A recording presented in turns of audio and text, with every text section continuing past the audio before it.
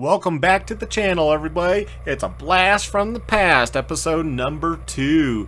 Man, these days were fun. I'm experimenting with the camera. I have the camera mounted on the little, number plate above the headlight of the XR650R, waving my feet because I had a Cherbis 6.5 gallon tank, just like my brother-in-law there. We basically had the same bikes, other than I did not have the ATV bars on my bike. Later on, he even added rock risers with the ATV bend bars. But he's a tall dude, so that worked out for him. He really enjoyed it. Made standing up for him really comfortable. This is the London mine. The reason why I like to film, especially even now, even then I wasn't really thinking about it as much, but I just liked recording my areas. But as I got into the nonprofit stuff of trails and advocacy and trying to keep stuff open, I learned that filming is the modern way to show down the road 10, 20, 30, 40, 50 years, 100 years from now. We can say, this is what it looked like. You could actually ride and drive right down to the London mine there, actually the mill, and you could go walk through that building. Now they're trying to preserve it and it's roped off, and you can't go down there. So I could go down there, and I went down there all the time. I went to Mosquito Pass area, and then this is over by Hagerman. But the reason why I like to film, like I said, has become I can really preserve the history. I can show that here's this road, Hagerman Pass, this is the condition of the road, this is what it is like. And then somebody down in the future, if they're saying the Forest Service or Bureau of Land Management or whoever is saying there's too much wear and tear, there's too much traffic, while this is really eroding, they can come back and look and they can say, yeah, maybe there's a little erosion here or there, but nothing we can't fix, nothing that we can't take care of, and there's no reason to close the road, whether it's a Jeep road, whether it's an ATV trail, whether it's a single track, a hiking trail, mountain bike trail, whatever it is. Recording the stuff is good because it's good documentation for the future generations, and we really want to do that, and it really preserves. That's why a lot of my videos, even now, if it's a new trail I haven't done, I will try to put as much of that trail in the video as I can. If it's a very long trail, I have to break it up, but I will try to include all the main points and a lot more stuff than most people. Most people will show the highlights, like here's an obstacle. Well, I'm going to try to show as much as I can. That's why I like to film. I like to document. Now, I do also make videos where here's the obstacle. I try to make 2 separate videos when I do those trails. Here's one documenting, say, Horseshoe Trail, and here's a video of just the 5-minute highlights, right, of the whole trail. Though that 5-minute, people are going to want to watch for the action. Those that really want to see the trail. What also occurs when they get to see the whole trail is they get to see how difficult it might be for them, and then they can make a judgment call. Should I be on that trail? Should I, with my skill level right now, be on Horseshoe Trail? Should I be on 5 Miles of Hell? Should I be on Hagerman Pass? Should I go do Mosquito Pass? If the dual sport and adventure guys, it gives them an idea, and they see the date and they have an idea. Now note, trails and trail conditions are always changing, but for the most part, it's the same dang trail. It might have gotten a little bit harder. Usually it doesn't go to the extreme limits. Maybe some areas got easier because they got fixed, and then these other areas are now bad that maybe I don't have documented. That happens, but it does show newer riders where to go. So I like doing that too, for that reason, filming, because it shows new riders where to go. It also shows you, if you're a camper, can I camp along this trail? Is there plenty of pull off? Especially the roads and stuff.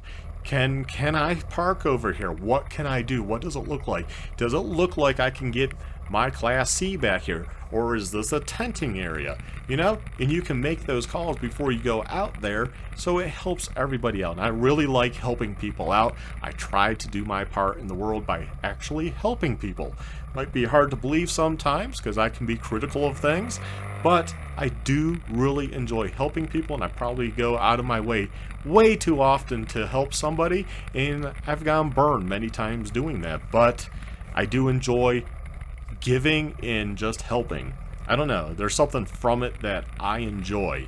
You know, if I won the big lotto, I'd probably really give to a lot of friends, family, and probably various groups that I support, because I'm that type of person.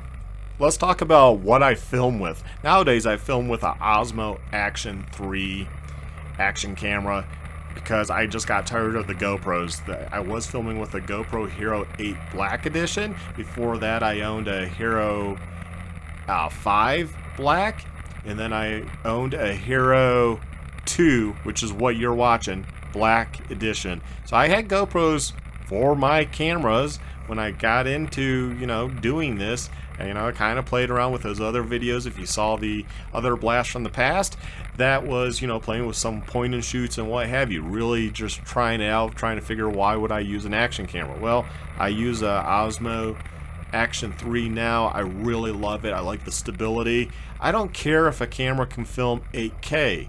Doesn't matter. We don't have TVs that can do that. You know, I can film with the Osmo at 4K 60 frames a second. That's all. I don't need 5.7K GoPro. What does that give me? It gives me absolutely nothing. There's no reason why I need that. Most people watch these videos on their cell phones nowadays or their PC. More and more people are watching on their TV, so yes, they want the better quality, but I don't think it's really needed, and it's not really demanded, and the analytics don't really show that going sky high with people watching on the TV. It's mainly phone use, and the screens are small, so really 1080. I've been told by other content creators that have a lot bigger channels than I do that 1080 is all you need. You don't need to be filming at 2.7K, which I used to film, and now I film at 4K 30 frames a second with the Osmo. I just like filming at the 4K 30 frames. I think that looks really good, and then I kind of cover my bases, and I don't keep the videos around forever, so I try to keep them for a year, and then I delete them to make space. I have a server. I could probably make one of those drives as a storage, but I don't really want to get into storing all that data, if you know what I mean. It just becomes unmanageable. There's no reason to. It's stored on YouTube. I just downloaded these right from my YouTube. Yeah, they had already compressed them or whatever, so they're not as sharp as the original, but I still think they look pretty dang good considering we're talking about 2010 and a Hero 2 Black, right? And the software I mainly use two different software packages depending what type of videos I'm making. If I'm making those reaction videos, I use a program called OBS Studio. It's shareware. It's awesome. It's well supported, easy to figure out.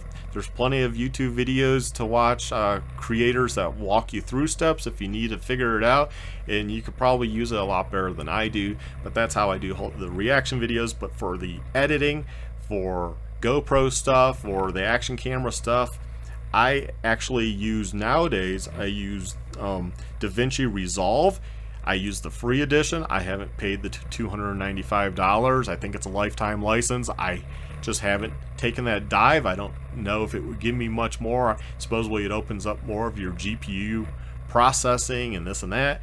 I don't know. I probably will, because I've gotten so much from using it, you know, putting these videos out, that I could give them the $295 and I would perfectly feel fine about that, because I've made money using their software. Now, I'm a firm believer on, if you're using software to make money, you 100% probably should buy the software. Now, they provide the free version, so it's not like I'm pirating it. They provide a free version. It just, you know, you get a little more features and effects and what have you with the paid version. And I don't know, maybe I'd be like, wow, this runs much smoother on my PC because it's fully utilizing the GPU. I should probably just pay and get that. But I do use DaVinci Resolve. Check it out. It's free otherwise, and it's a professional suite. I'm recording right now through DaVinci Resolve, and it also has the best color correction, and it's a professional package, software package. So you do need a pretty good computer to run it, but it's awesome because, you know, it's free, so it basically lets you test it. And then the OBS, like I talked about, that's shareware, but I'm sure you can donate, and I probably should at some point. The more I make these reaction type videos, I do for Moto Madness, if you've seen those, then I probably should give them something, even if it's 20 bucks here and there, just because I am making money from using their software package. It might be hard to believe, but I never really set out to be a content creator. I kind of just fell into it. You know, I just really wanted to share videos with family and friends, and one day, as I kind of touched on in my last video, I just woke up. I was like, turn on monetization, and even then I didn't take it seriously. I've only started to take it seriously maybe in the last 3 years or so, and as serious. I mean, it's a business, but it's also kind of a hobby. You know, I'm making money at it. I'm getting something out of it. I appreciate that you all seem to like my videos, listen to my videos, like the various content I put out. I know not everything that I do is for everybody, but you know, the great thing is it's like a TV channel, right? TV station. You can watch this program and skip these. You know, I don't think creators have to necessarily stay to one niche. Think about that when you're setting up your channel. You know, your name for your channel, is it something that can be used for many different areas? Maybe you do want a niche. Maybe you only want to review car seats. Maybe you only want to review tables, chairs, whatever it is, computers, games. But then again, are you going to forever do that one task? Are you only going to review computer games, or are you going to eventually maybe branch out and be like, I want to talk about this. I want to talk about what's going on in the world. So you might want to think about that, which is very hard for most people to do. I came about my name in a unique way. I was going to set up an enduro race. It didn't happen. So I already had the name, and it was a pretty generic name, Meek or Extreme. I can be extreme or whatever, you know, it's just a name, and it doesn't have to be about riding. It can be about whatever. It can be about me helping you all figure out your YouTube channels, and maybe I can do that for a lot of people. Maybe by doing these videos of my progression will show you, you know, the main thing about everything that I might talk about is that you're going to want to like stay with it for the long haul. You're not going to want to be like, hey, 6 months, oh man, I'm really not making any money and I'm not really getting any subscribers. Well, nowadays with YouTube, with their new rules and policies, you know, you have to have so many subscribers and so many minutes watched. It wasn't like that when I started. You started earning right away, so it was excited to see 10 cents, 20 cents. You got up to 50 bucks, and you're like excited because you're halfway to the $100 payout, and then you get to that $100 and you're like, wow, I got $100 for some videos. Are you kidding me? I think that's where YouTube ruined it, and I probably should save that for another video to talk about, but I do think they ruined it by changing their policies to make it so you're not as motivated to do videos. You're not motivated to be that content creator because you're not seeing those small incremental payouts, you know. Oh, I made $1 on this video. Oh, I made 50 cents over here, you know, and all those cents and dollars add up, and then next thing you know, you're making $100 a month, and then you're like, wow, man, I'm making $100 a month. Oh, I'm gonna buy this and that, and I'm gonna invest into this and make it something. And you know, unfortunately, YouTube, for whatever reason, decided, you know, you need 1,000 subscribers, you need to have so many watch minutes, you know, in a certain amount of time. It seems kind of ridiculous to me because those small payouts is what motivated us to do this in the first place, and I'm lucky that I started when I did because I would have probably given up.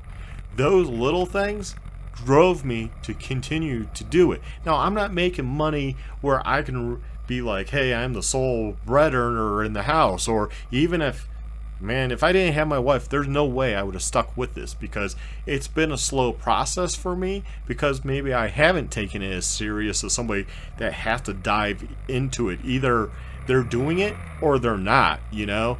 And I can be a little more niche with my writing content, knowing that it doesn't bring in as much money as doing a car seat review. I mean, I probably made like $600-800 on a car seat review. So, you know, think about the topics you want to talk about. You're doing dirt bikes, you're probably not going to make much money, because there's not much reason for people to watch these videos except a niche group of people. Now, me talking like this, people seem to like this. This will actually do better than a just writing video. Voiceovers do a lot better. I don't know why, they just do. You know, like I said, I never set out to be a creator. My first pay was exciting, getting that $100, you know. That was like, wow, and that really drove me to continue to do it. You know, as I said, YouTube had different rules in 2010, and unfortunately, you know, it is what it is now, so I understand why people give up. Now, as you can see throughout the video, my mount, I was still experimenting with my GoPro. It was mounted directly to the bike on the little plastic. It shook, it vibrated, it made a lot of rattling sound. That's why the volume is really low in this one, because it's not a nice engine sound. There's a lot of rattling going on depending on the roads. And like I documented coming into Leadville here over Mosquito Pass. This is what those houses looked like in 2010. That's what they were painted. It's pretty cool, I think. And, you know, I'm still experimenting where to mount stuff, what to do as far as editing. And I pretty much have the camera worked out where I like it mounted. I like mine mounted on the chin, and with my Climb F3 helmet, an F4 helmet, F5 helmet, you can mount it. They sell a mount that goes right on the chin. So really, technically, a cop couldn't say you can't have that mounted there, because the manufacturer makes the mount. So they're approving that it can go there. It's good to go. So hopefully you like this video. You all take care. Stay well. Bye.